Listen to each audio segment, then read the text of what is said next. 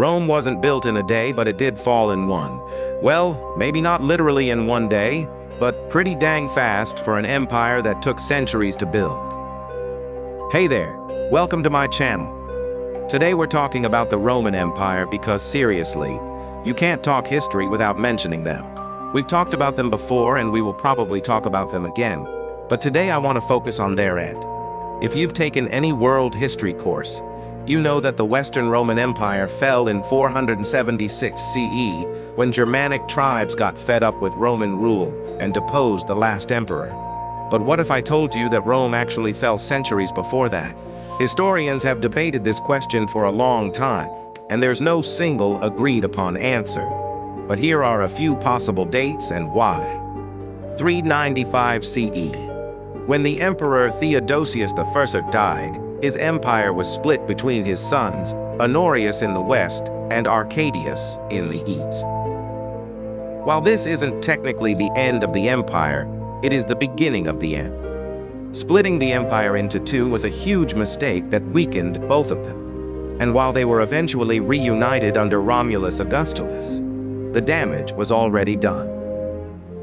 380 CE. This is the year that Theodosius I made Christianity the official religion of the Roman Empire. Now, this might sound like a good thing, and it was a big deal at the time. But it also marked the beginning of the end of Roman culture. As Christianity spread throughout the empire, traditional Roman culture and values declined. Paganism had been an important part of Roman culture since its earliest days, and the decline of paganism was a sign that Roman culture was changing. That's not necessarily a bad thing. After all, the spread of Christianity did lead to the preservation of many important texts and works of art. But it is worth noting that much of Roman culture was lost during this time period as well. 284 CE.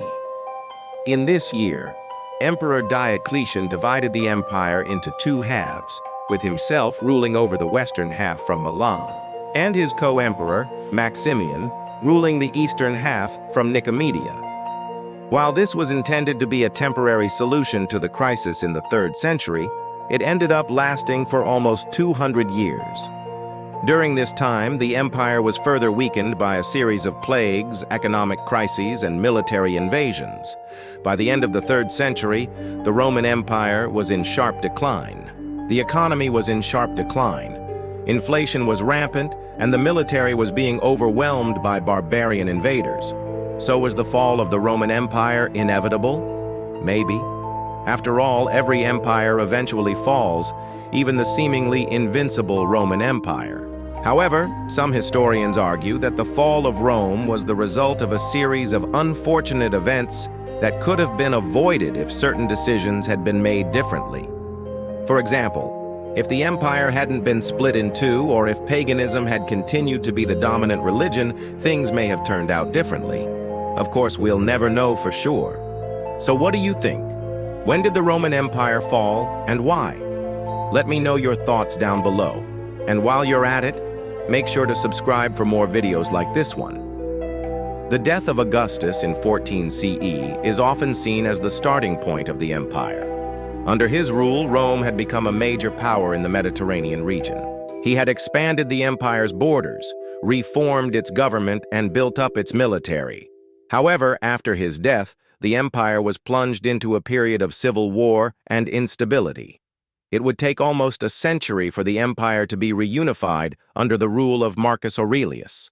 And during this time, much of the progress that Augustus had made was lost. In addition to these internal problems, the Roman Empire also had to contend with an ever-present external threat. Throughout its history, the empire was constantly being invaded by Germanic tribes from the north.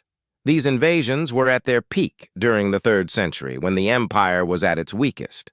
The Germanic tribes were able to push deep into Roman territory and even sack Rome itself twice. It seemed as though the Roman Empire was on the verge of collapse. So what happened next? How did Rome manage to survive the 3rd century and continue on for another 2 centuries? What do you think? Let me know in the comments. And while you're at it, make sure to subscribe for more videos like this one. Thanks for watching.